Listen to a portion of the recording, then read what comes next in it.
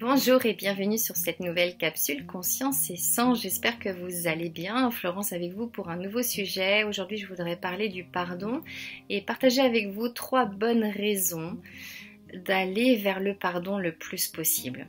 C'est pas toujours facile. Parfois, on vit des situations. Alors, je vais prendre un exemple très concret. C'est le pardon par rapport à une situation que vous avez vécue avec une personne. Vous avez été blessé par cette personne, vous avez vécu quelque chose de douloureux, vous avez effectivement beaucoup de mal à imaginer que vous allez pouvoir pardonner à cette personne. Ça arrive très souvent, ça m'est arrivé, ça vous est peut-être arrivé. Maintenant voilà la première question que je vais vous poser avant de partager les 3 bonnes raisons que je voulais mettre en avant. Si vous alliez justement vers ce pardon à cette personne, est-ce que vous pensez qu'il y aurait des conséquences sur cette personne? Est-ce qu'il y aurait des conséquences sur vous?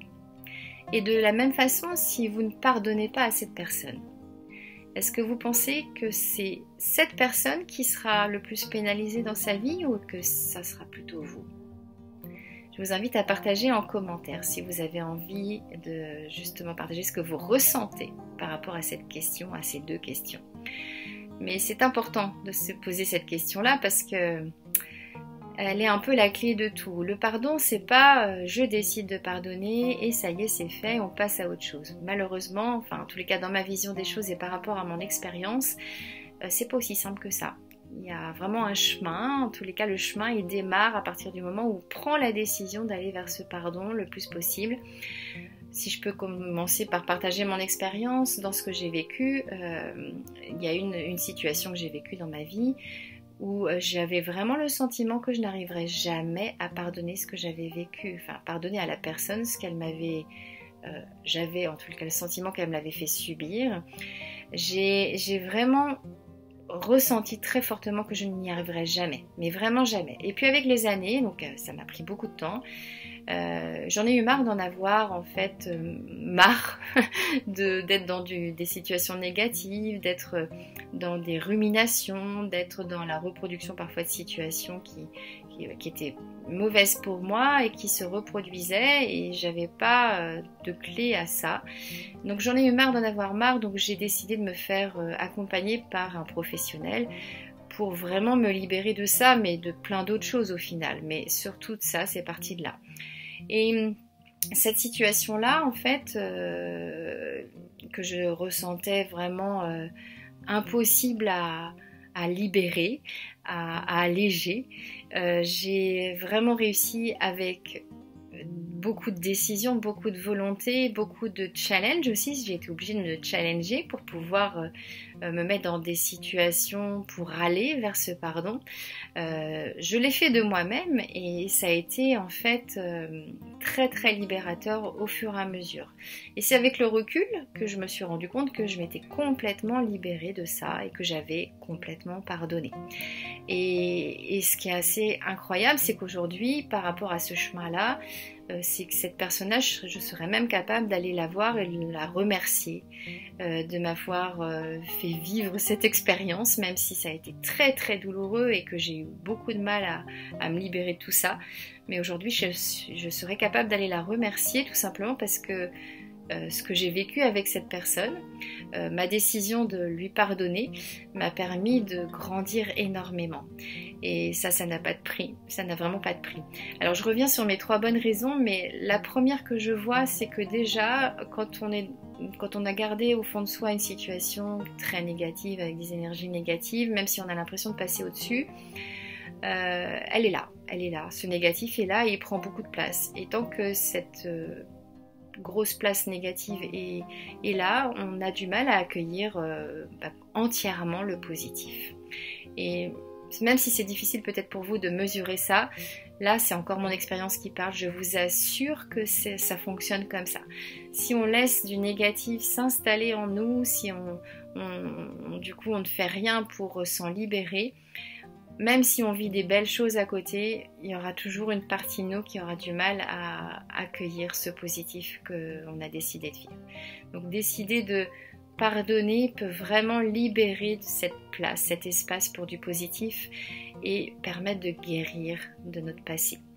Ça c'est Vraiment très très important. La deuxième bonne raison, c'est que souvent quand on a enfoui comme ça une situation négative et qu'on n'a pas vraiment pardonné, il est fort possible qu'on reproduise des situations qui nous amènent à vivre des choses douloureuses. Alors, pas les mêmes choses, mais des choses qui vont nous faire du mal sur les mêmes sujets.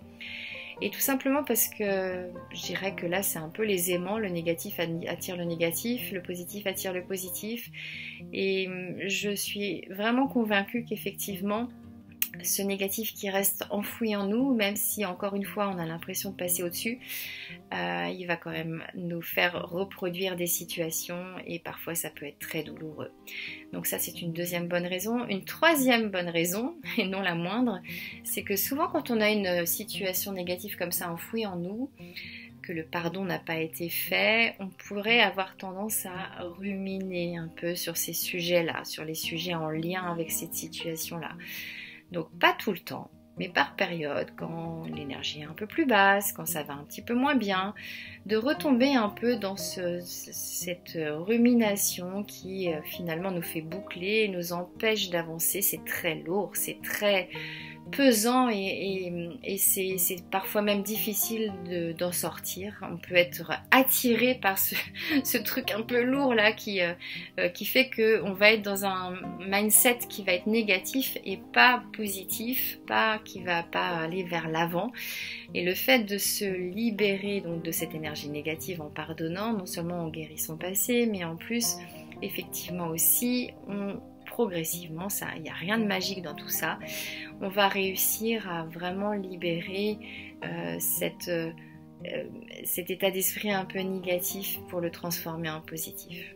Mais tout ça, c'est progressivement, j'insiste fortement, il n'y a rien de magique dans tout ce qu'on met en place. Et tout part de cette décision d'avoir envie de pardonner.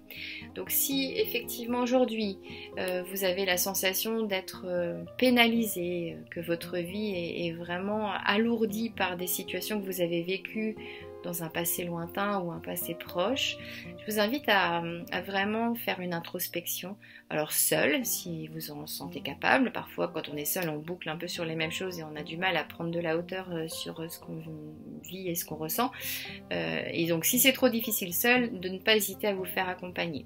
Donc par moi qui m'appuie sur l'outil de la numérologie, donc c'est une méthode que je propose depuis déjà plusieurs années et qui va vous permettre bien sûr d'aller vers une meilleure connaissance de vous et de mettre le doigt sur des choses que peut-être tout seul vous ne parviendrez pas à identifier et donc à vous permettre d'initier un travail pour vous libérer. La numérologie, en tous les cas les séances que je propose, c'est vraiment dans cet objectif-là, c'est de vous donner tous les éléments et tous les outils pour vous rendre autonome ensuite sur votre chemin.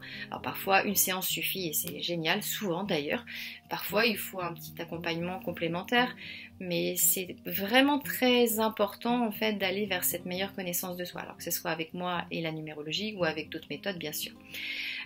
Donc l'idée c'est vraiment d'aller vers ça. Si vous n'arrivez pas à avoir une vision on va dire panoramique de qui vous êtes et des problématiques que vous rencontrez et d'avoir une lucidité suffisante pour vraiment prendre des décisions avec vous-même, le regard extérieur d'un professionnel peut vraiment être intéressant.